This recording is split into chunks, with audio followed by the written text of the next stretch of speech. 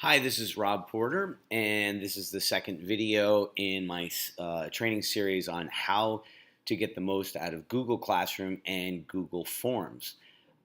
So the first video we looked at setting up a Google Classroom page. I'm sure many people are already aware of how to set it up and maybe just don't have ideas about how they might use a Google Classroom page. So, this is going to be about what kind of things we can post on our Google Classroom page and how we can post it. One thing that me as a teacher that I found was, often I would think about what sort of things that I would hand out to my students. Um, and, you know, being a learner that wasn't very visual, certain handouts that I had, maybe I didn't feel like I wanted to give out because I felt bad about, making tons of copies and wasting paper. I might give a handout to students, and then, the bell would ring and I'd find a bunch of those handouts on the floor. However, that handout might have been very important to certain students who were a visual learner, let's say, for example. So a Google Classroom page is a great way to post things, give students materials that they might need, but we don't have to waste a lot of paper. We don't have filling up their notebooks and folders and backpacks with papers that they then have a hard time organizing.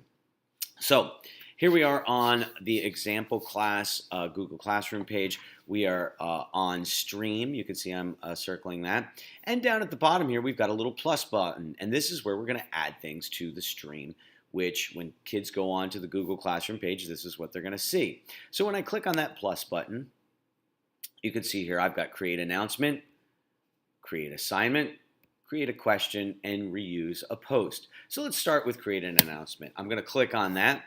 Mr. Porter, my example class.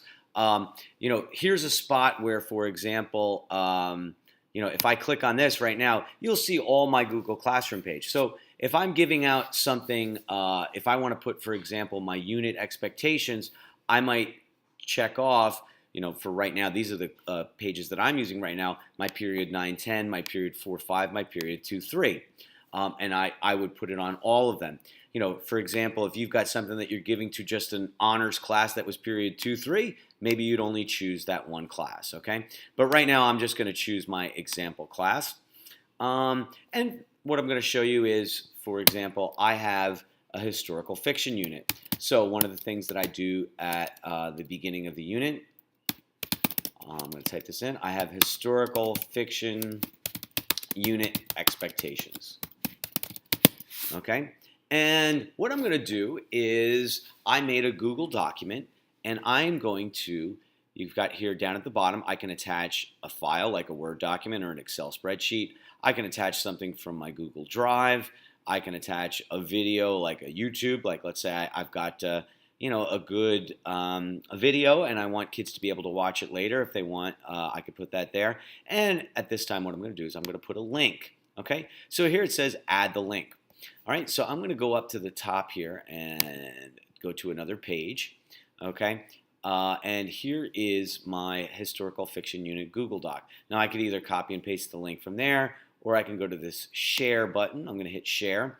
And here is you can see at the top it says get a shareable link. So it highlights the link. I'm going to copy that link. On Apple, I'm going to hit Command C. I'm going to hit done. And then I'm going to go back to my Google Classroom page.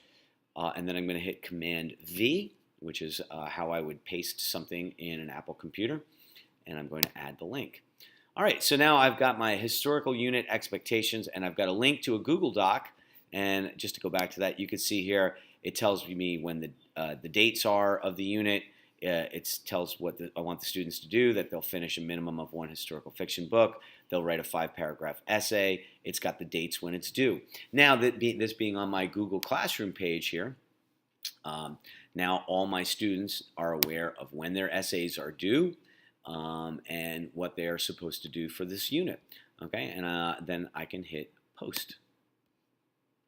All right, so now there is a post for my classroom, historical unit expectations, and what they're going to do. Now, I'm going to hit create an assignment. Okay, so now I can say historical essay. Okay, and again, this is Mr. Porter's class. You'll notice here's Mr. Porter's class. Next to it says all students. Um, for example, if I wanted to assign something to just a couple students, say I have a few students who needed extra help on punctuation, I could assign them an extra punctuation thing, and this way I'm differentiating my class, and I can do that right on my Google Classroom page. A historical essay, I can type the instructions here. I could say type a 5-paragraph essay on Google Docs. Okay, and then I could set my due date. Okay, and there's April. I could set that for a week from today. Okay, and then I can hit assign. Okay, and what would happen is the students would click on this. They would see their name, and they could post their Google Doc essay to this and submit it to me. Okay. Another thing that I can do, for example, is I can create an announcement. Okay. For example, one of the other things that I do, and again, this is great because I'm not wasting paper. I'm not doing that, and I'm going to show you how to use a thing called Google Forms next in the next video. So let's show you, for example, here is a quiz that I made on Google Forms. Okay, it is called my Vocabulary Unit 6. It was a vocabulary quiz that I put on there. I've got send here. Okay, I can send an email. Here's the link button right there. Okay, and I'm going to copy this link, Command C. I'm going to go back to my Google Classroom page now, and here's my link. I'm going to Command V, add that link. Okay, and here would be my vocabulary quiz, and I'm going to post that. So you can see here I've given them an essay. I've given them the unit expectations. I've given them an assignment here that they have to have due, and I've also put a quiz up there. So these are different things that you can put up here. Again, you're saving paper, less time for yourself at the copier.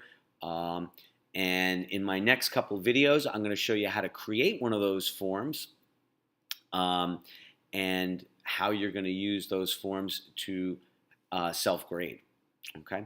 Now, when I go to students, okay, at this point, we don't have any real students here, but you can see there's email all guardians. So once you've got your students up there, when you get your parents' email addresses, the parents can go in there, and then you can, for example, email your guardians who sign up for the Google page, and they can know about when assignments are due and what's on your page. Again, this is a great way to communicate with parents all at once.